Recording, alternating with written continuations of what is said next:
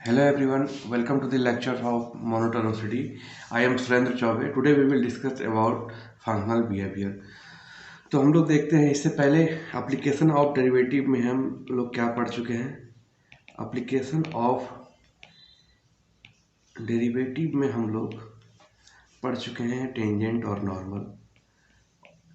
Tangent and normal में क्या होता था कि किसी भी पॉइंट पे स्लोप का वैल्यू निकलता था F dash of x at that point. ठीक है, ये हमने पढ़ा। फिर हमने देखा कि कर्व के बीच का जो एंगल होता था वो सिंपल उस पॉइंट ऑफ इंटरसेक्शन पे टेंजेंट वैल्यू का डिफरेंस लाते थे, यानी tan of theta one minus of theta two. इस फार्मूला से m one minus of m two one plus of m one m two ये था। अगर तो कर्व इंटरसेक्टिंग है तो पॉइंट ऑफ इंटरसेक्शन पे ऑर्थोगोनल कर्व है तो पॉइंट ऑफ इंटरसेक्शन पे टेंजेंट का वैल्यू का प्रोडक्ट क्या होना चाहिए, माइनस ऑफ वन होना चाहिए। इसके बाद हम लोग नेक्स्ट जो करने वाले हैं वो करने वाले हैं फंक्शन के बिहेवियर के बारे में, कि फंक्शन इंक्रीजिंग कब है और फंक्शन डिक्रीजिंग कब है। तो इसके लिए हम लोग फर्स्ट क्या करेंगे कि function F of x if increasing at A point निकालना है। इंक्रीजिंग एट ए पॉइंट या स्ट्रिक्टली इंक्रीजिंग एट ए पॉइंट या डिक्रीजिंग एट ए पॉइंट और स्ट्रिक्टली डिक्रीजिंग एट ए पॉइंट। फिर हम इंटरवल की बात करेंगे, इंक्रीजिंग इन एन इंटरवल और डिक्रीजिंग इन एन इंटरवल। इनके बाद फिर हम लोग डिफरेंशियबिलिटी के बारे में बात करेंगे कि फंक्शन अगर डिफरेंशिएबल है तो उस कंडीशन में इंक्रीजिंग डिक्रीजिंग कैसे निकालते हैं। तो देखिए, इंक्रीजिंग एट ए पॉइंट अगर कोई फंक्शन है, फंक्शन ए टू बी में हम लोग स्टडी कर रहे हैं, यानी इंटरवल ए टू बी में एफ ऑफ एक्स अगर कंटिन्यूस है तो इसके बीच में अगर सी पॉइंट पे हमें चेक करना है तो सी के विसिनिटी में पॉइंट सी से greater c plus of delta और सी माइनस ऑफ डेल्टा दो पॉइंट है, where c minus of delta और सी प्लस ऑफ डेल्टा वो बिलोंग करते हैं सबसेट ऑफ डोमेन और subset of interval a to b. Delta greater than zero है तो अगर ऐसा वैल्यू आ रहा है f of C minus of delta is less than F of C which is less than F of C plus of delta, यानी F of C minus of delta is less than equal to F of C which is less than equal to F of C plus of delta, then we can say that F of x is increasing at point C.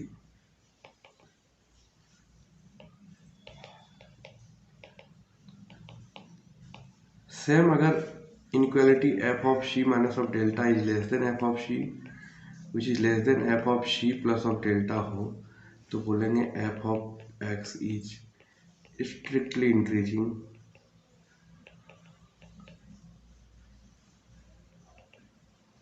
Eight point C.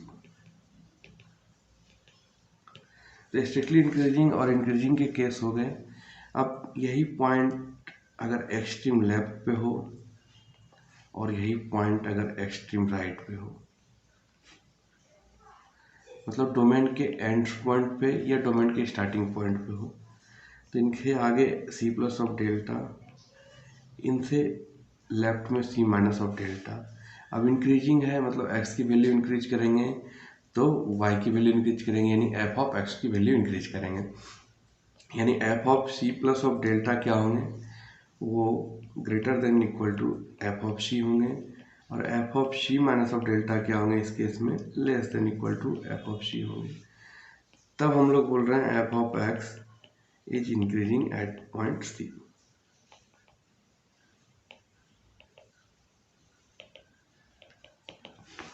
अगर F of X strictly increasing है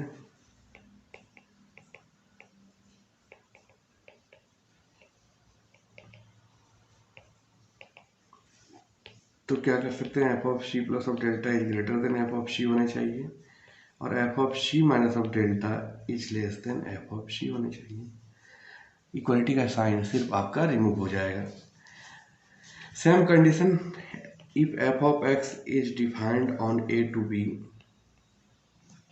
यानी a to B में अगर ये continuous हैं और अगर कोई point c lies between a to b है तो पॉइंट सी पर ये अगर इंक्रीजिंग होगा, सॉरी पॉइंट सी पे अगर डिक्रीजिंग होगा, F of x is decreasing at point C,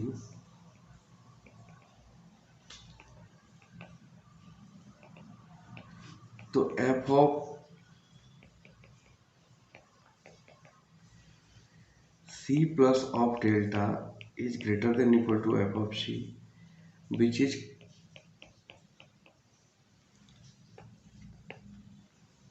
f of c minus of delta is greater than f of c, which is,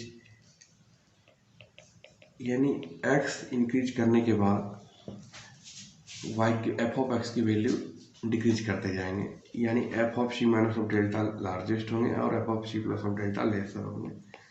c minus of delta और c plus of delta का जो range है वो belong करता है subset of domain को, subset of domain of function को belong करता है। डेल्टा यहाँ ग्रेटर देन 0 है। अगर यही F of x same condition में अगर स्ट्रिक्टली डिक्रीजिंग का कंडीशन लगाते हैं तो सिर्फ आपके इक्वलिटी के साइन हट जाएंगे। तो F of C minus of delta is greater than f of c, which is greater than f of c plus of delta। अब सेम केस हम डिस्कस करते हैं कि अगर c लेफ्ट एंड पे हो, डोमेन के स्टार्टिंग पॉइंट पे हो, तो इस केस में c प्लस ऑफ डेल्टा का जो पॉइंट होगा f ऑफ c, ये डिक्रीजिंग है पॉइंट पे, greater than equal to f of c plus of delta होगा। तो हम बोल सकते हैं F of x is decreasing at C. अगर F of C is greater than F of C plus of delta है तो F of x is strictly decreasing at C.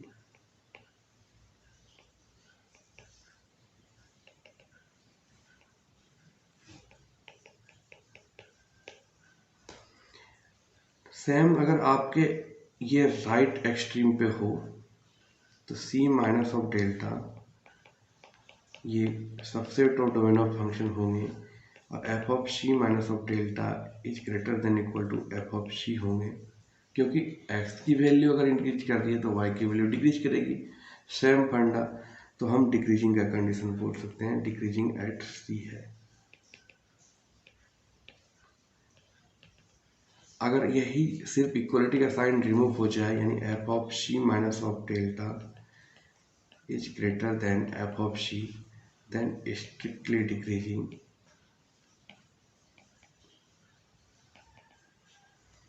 at x equal to c। ये कुछ conditions हैं। अब हम देखते हैं इंटरवल में, अगर f of x is continuous in interval x belongs to a to b, फिर x1 x2 belongs to interval हैं such that x2 is greater than x1। दो पॉइंट हम ले रहे हैं इंटरवल के और उनका ऐसे आर्गूमेंट है, ट्रिग्नोमेट्री है कि x2 is greater than x1 है। तो अगर f of x2 is greater than equal to f of x1 हो तो हम बोल सकते हैं कि फंक्शन जो है f of x is increasing in interval a to b। अगर सेम आपका f of x2 is greater than f of x1 हो तो हम कह सकते हैं f of x is strictly increasing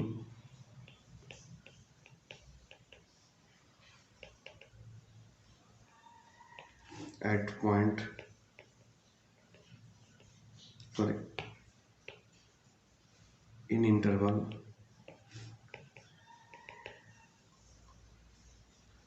A to b. Same अगर आपके डिक्रीजिंग का कंडीशन डिक्रीजिंग इन इंटरवल देखना है तो एफ ऑफ एक्स अगर ए टू बी में डिफाइंड है और कंटिन्यूस है और x1 x2 point belongs to interval हैं जो x2 is greater then x1 है।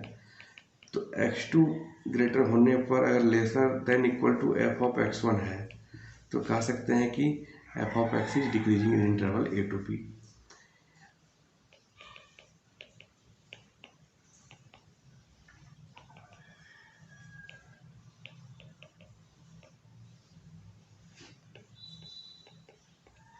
अब अगर सेम आपका f of x2 is less than f of x1 है तो f of x is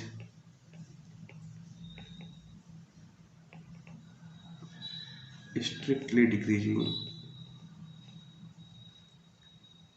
in interval a to b। ये तो कंडीशन हो गए इनइक्वालिटी से हम इंटरवल में कैसे बता सकते हैं, और इनइक्वालिटी से हम कैसे बता सकते हैं किसी पॉइंट पे। अब हम एक क्वेश्चंस कर लेते हैं। अगर f of x a square plus a minus one minus of mod of x is less than 1 के लिए है और x is greater than equal to 1 के लिए लॉग ln ऑफ x या लॉग x बेस ई है, तो हमें वैल्यूज ऑफ ए फाइंड करना है such that f of x is strictly increasing at x equal to 1। तो देखिए अगर स्ट्रिक्टली इंक्रीजिंग होगा 1 पे तो f of 1 minus of h क्या होंगे, लेसर देन f ऑफ 1 होंगे। अब देखिए A square A minus one mod of x 1 से ठीक पहले h लेसर देन 0 के लिए 1 ही ले रहे हैं, और f ऑफ 1 क्या है, ln of x ln of 1 क्या होता है 0, यानी हमारे पास A square A minus of 2 less than 0 होना चाहिए। अब इनको हम स्प्लिटिंग द मिडिल टर्म से सॉल्व करते हैं,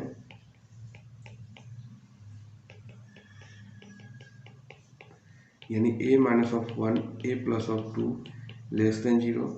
अब इनको प्लॉट करते हैं -2 1 पॉजिटिव नेगेटिव पॉजिटिव। अब लेस देन 0 का इंटरवल क्या हो गया, -2 to 1, यानी a की वैल्यू -2 to 1 के लिए फंक्शन स्ट्रिक्टली इंक्रीजिंग है इन इंटरवल -2 to 1।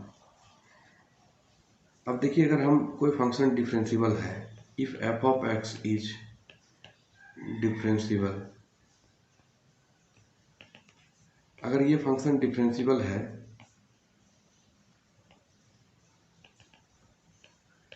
किसी इंटरवल में, ये open interval a to b में डिफरेंशिबल है और close interval a to b में ये कंटिन्यूस है।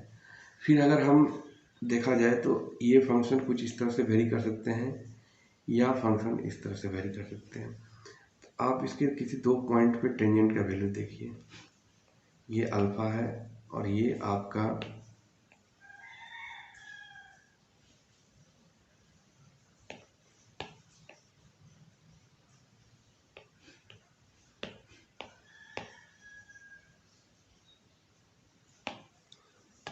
आपका बीटा है। अल्फा और beta both of them acute है, लेस देन π/2 है, तो tan of alpha tan of beta क्या होंगे, ये ग्रेटर देन 0 होंगे। तो इस केस में tan of theta greater than 0 है। अब यहाँ देखिए आपके दो पॉइंट पर अगर टेंजेंट ड्रॉ करें, ये इस केस में अगर हम टेंजेंट ड्रॉ कर रहे हैं तो ये आपको डिक्रीजिंग दिख रहा है। डिक्रीजिंग के केस में अगर टेंजेंट ड्रॉ करते हैं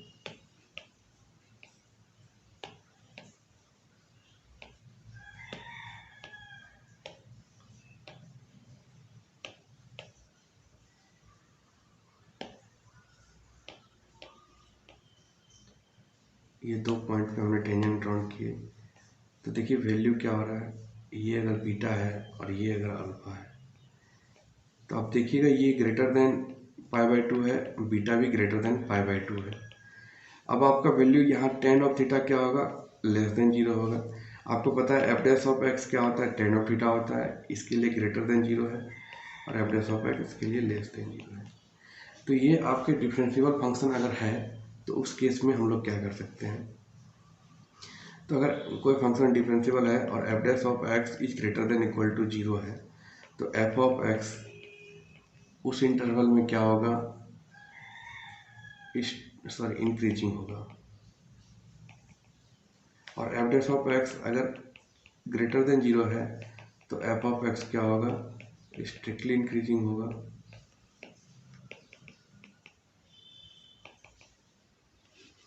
सेम अगर f dash of x is less than equal to 0 है, एफ ऑफ एक्स क्या होगा, डिक्रीजिंग होगा।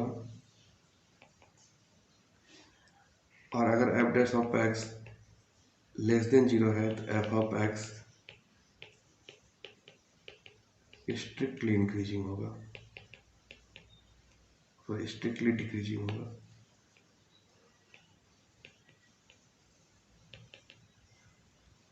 ठीक है, ये कंडीशन है, इसका कैलकुलेशन का एक वे होता है। अब आप देखिए कि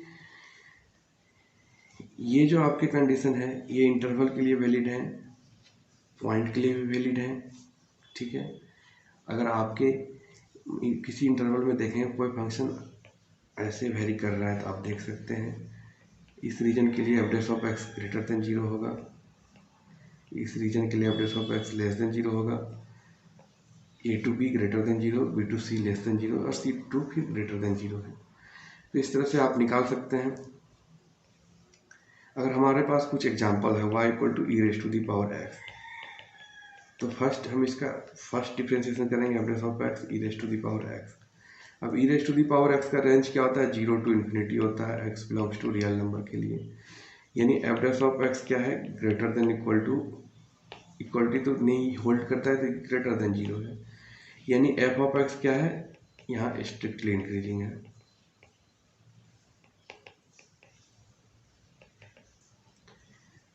सेम अगर F of x equal to l n of x है, तो एल एन ऑफ एक्स के केस में एफ ऑफ एक्स क्या होगा, 1/x होगा। यहाँ x क्या होना चाहिए, रियल पॉजिटिव होना चाहिए। और F of x 1/x real positive के लिए क्या है, sorry F dash of x अगर 1/x है तो रियल पॉजिटिव के लिए क्या होंगे, रियल पॉजिटिव के लिए F dash of X greater than 0 होंगे, 1/समथिंग विच इज ग्रेटर देन 0। यानी ये भी क्या हो गया, स्ट्रिक्टली इंक्रीजिंग हो गया। अपने डोमेन में 0 टू इन्फिनिटी के लिए स्ट्रिक्टली इंक्रीजिंग है। नेक्स्ट है हमारा f of x equal to 3 minus of 2x।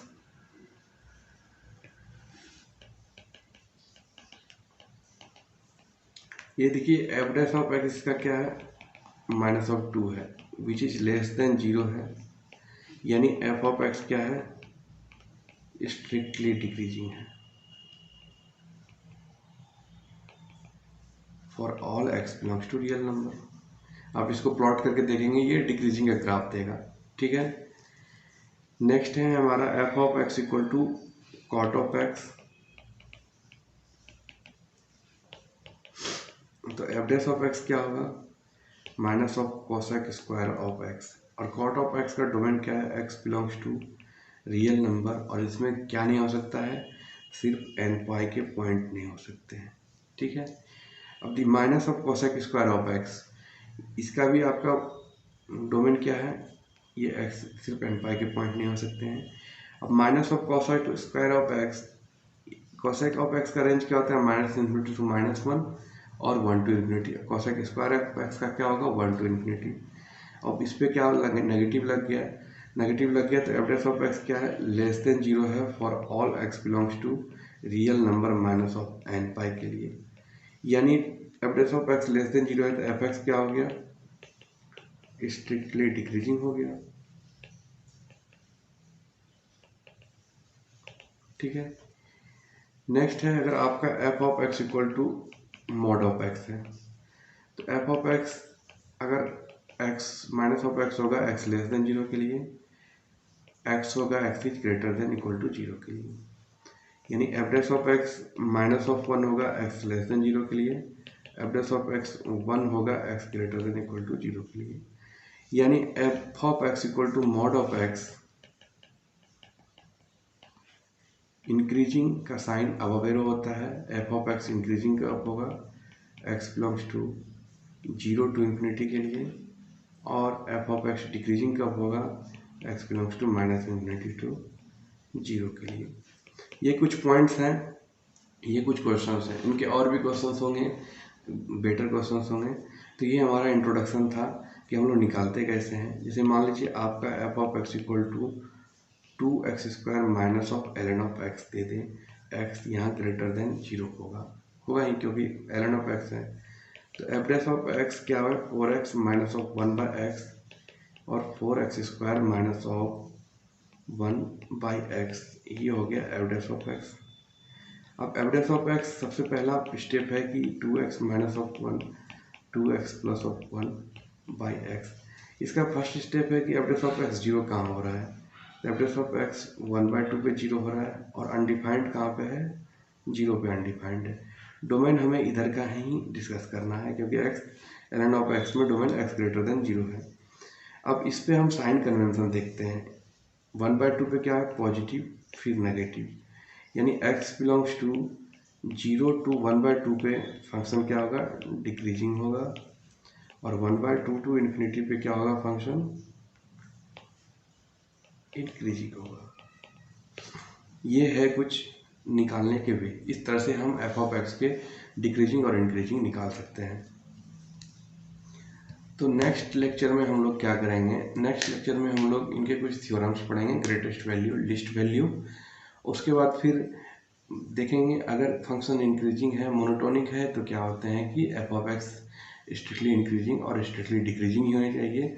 फिर जो बोथ एंड्स होते हैं, अगर इंक्रीजिंग है तो ग्रेटेस्ट एंड लीस्ट वैल्यू क्या होंगे, both the ends left hand होंगे लीस्ट वैल्यू और ग्रेटेस्ट वैल्यू होंगे राइट हैंड। कंडीशन होनी चाहिए कि पूरे इंटरवल में including the both ends function continuous होने चाहिए। तो ये कुछ थ्योरम डिस्कस करेंगे। आज का लेक्चर मैं यही एंड करता हूँ। उम्मीद है आपको समझ में आया होगा।